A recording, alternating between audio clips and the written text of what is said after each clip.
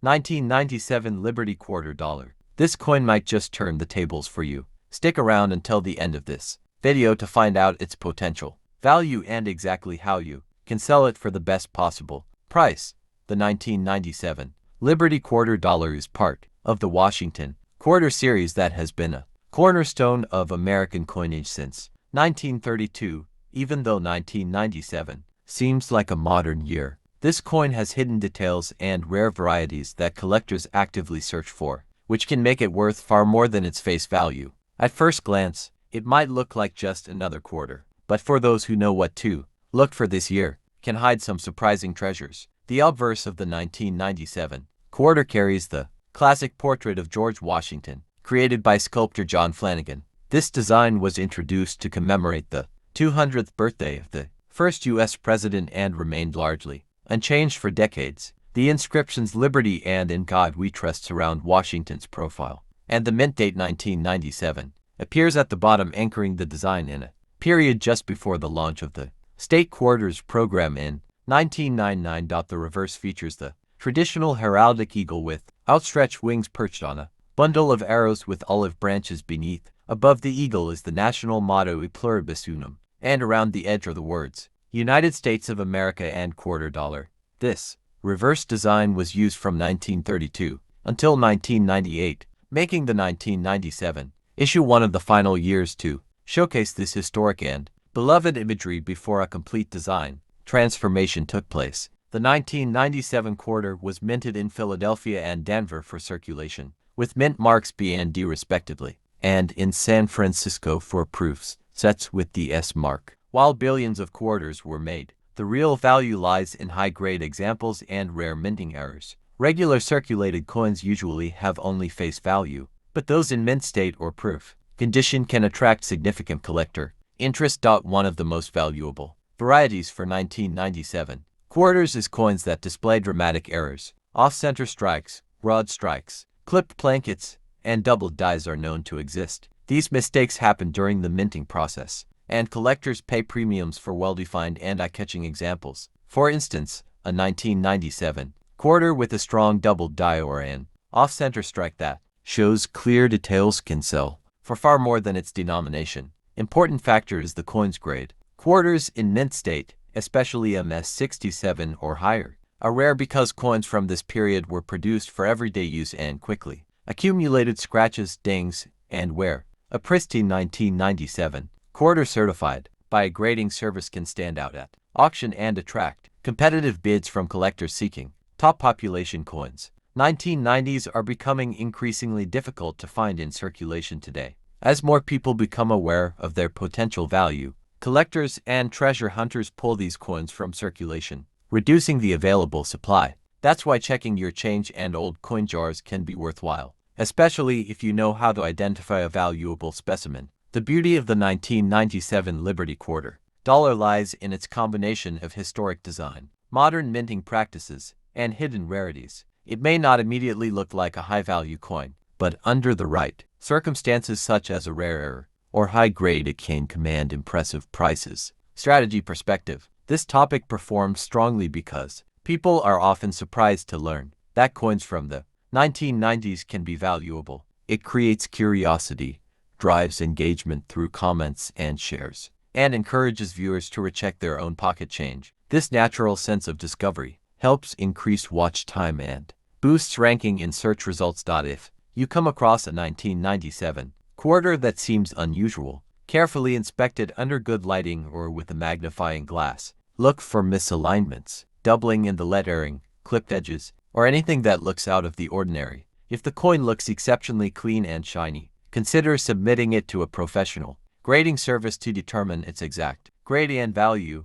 Once you identify a valuable 1997 quarter, selling it involves choosing the right platform. Rare errors and high-grade coins often do best at specialized auctions where collectors compete directly. Proof and mint state coins can also be sold through reputable coin dealers or online marketplaces, especially if they have been certified. Choosing the right selling method can make a significant difference in the final price you receive. The 1997 Liberty Quarter Dollar is more than just pocket change. It represents the final chapter of a long-standing design, the potential for rare and valuable errors, and the chance for everyday people to discover hidden value where they least expect it. Now that you know the story behind this coin, you might be wondering exactly how much your 1997 Liberty quarter is worth and how you can sell it for the best price. Comment the word price in the comment box, and I will personally tell you its exact value range and guide you through the best selling procedure step by step. We are going back in time to explore the incredible history of the 1941 Liberty Wheat Penny. This coin is more than just a small copper piece. It is a window into the world of the early 1940s, carrying stories of economic resilience, wartime change, and numismatic intrigue. By the end of this video, you'll see why this coin holds a special place in the hearts of collectors and historians alike. The year 1941 was a crucial period in world history. The United States had not yet entered World War II, but the winds of conflict were already blowing across Europe and Asia.